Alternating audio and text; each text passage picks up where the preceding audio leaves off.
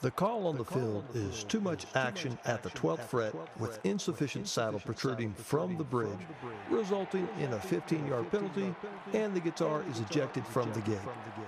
What a tough break, Dan. Everything was going so well to this point. Yes, Bob, I've seen this before. Wait a minute. It looks as though the coach wants to challenge the play. This isn't over yet, Dan. This could be a definite deal breaker. You're right.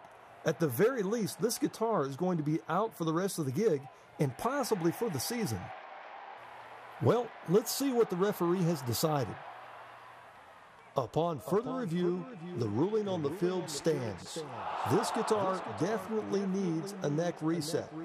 The challenging team will be charged a timeout. Please reset the game clock. What a setback, Dan. This might even be the end of the road for this guitar. You're right, Bob. Unless a professional neck reset is done, this guitar won't be getting back into the game anytime soon. Bob, a neck reset is needed when there is not enough bone saddle protruding from the bridge in order to allow the correct string height at the 12th fret.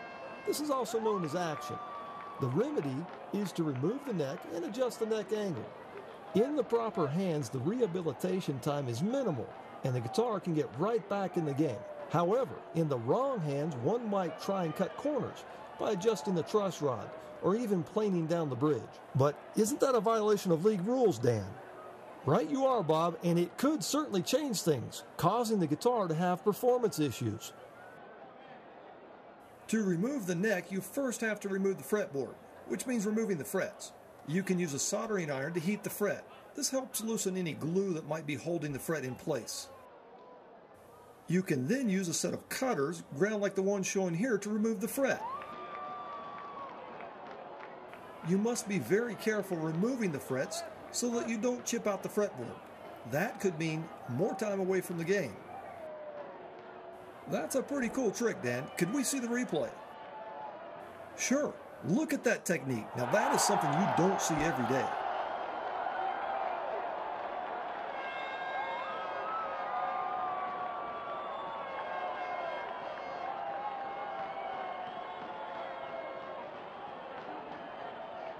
Depending on how your guitar was finished, you will need to score the finish where it meets the sides of the fretboard, and also around the neck heel block where it meets the sides of the guitar. This keeps the finish from cracking when removing the neck.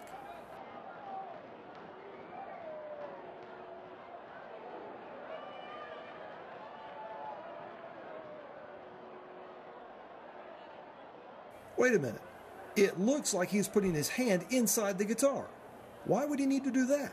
Well, Bob, it appears that this is a bolt-on neck. That should definitely help with this repair.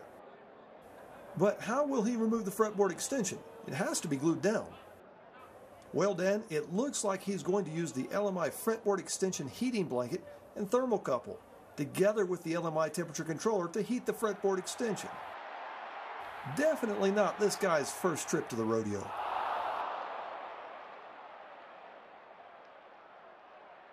Bob, this is another great tip. This coach is full of surprises. As the heating blanket heats the fretboard extension, it begins to soften the glue. You can then use a spatula to work under the edges of the fretboard extension, separating it from the soundboard. This is a play that requires a lot of practice to execute well. If done properly, it can easily get you a big-time gain. If not, it can result in a loss of yardage. Yeah, no doubt the coach has rehearsed this play repeatedly in practice with members from his special teams unit.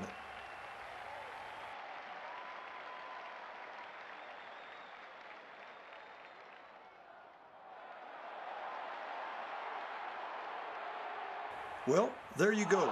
As you can see, this coach knows how to call the plays. He must have known that the other team had lined up in a bolt-on mortise and tenon defense instead of a dovetail. It makes all the difference when executing the neck removal play.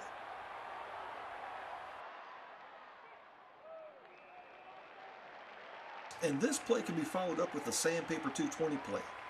Lightly run this around the edges to soften up the edges of the finish and keep them from chipping.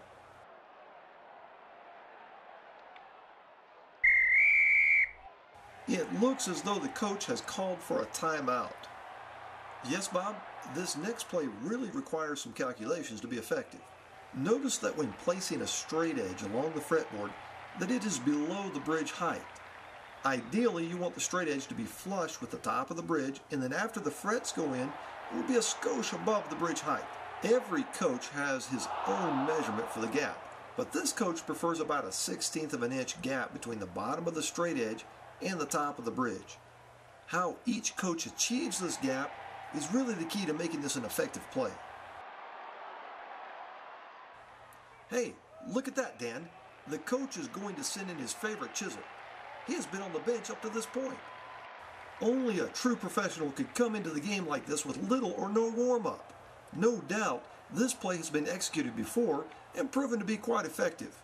Relieving the shoulder area of the joint right up to the line of scrimmage is going to make this play easier to execute.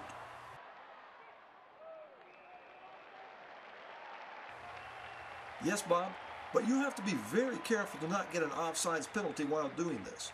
If the chisel penetrates past the line, then no doubt a flag will be thrown.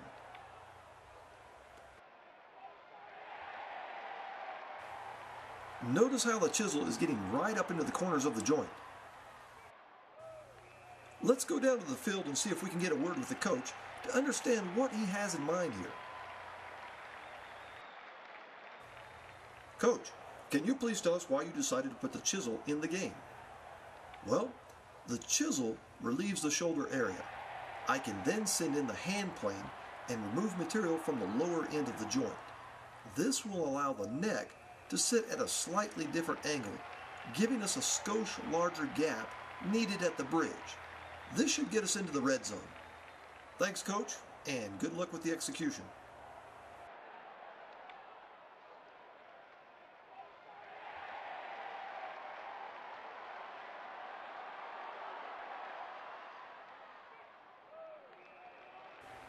Bob, the hand plane can be very aggressive. It has been called for unsportsmanlike conduct before, so care must be used while he is in the game. Yes, notice how he is only used around the edges of the play. Then the chisel comes back in to feather this angle right back into the top of the joint.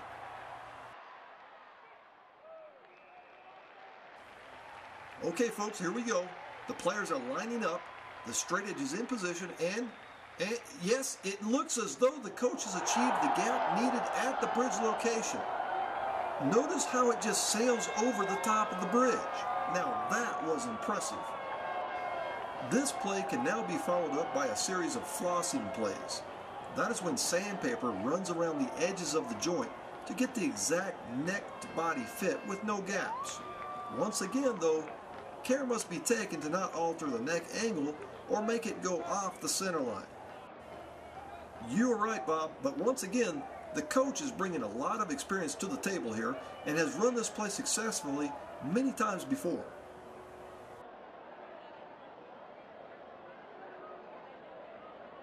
With the neck bolted back on the body, let's see that play again. Amazing! Perfect execution. Yes, this could have easily turned into a punting play or even a turnover. Yes, look at that. He was able to run straight up the middle without swinging the play left or right of the center line. Now to glue the fretboard back onto the soundboard, you will need to remove the old glue. You can then apply some glue and reattach the neck.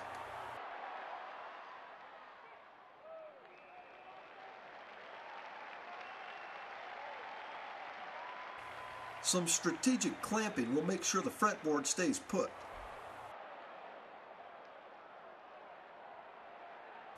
Dan, usually the coach follows up these plays with the CA and pipette play.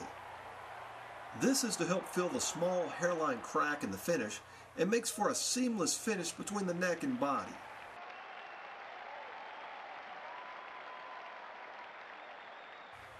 What a great game this has been, Bob.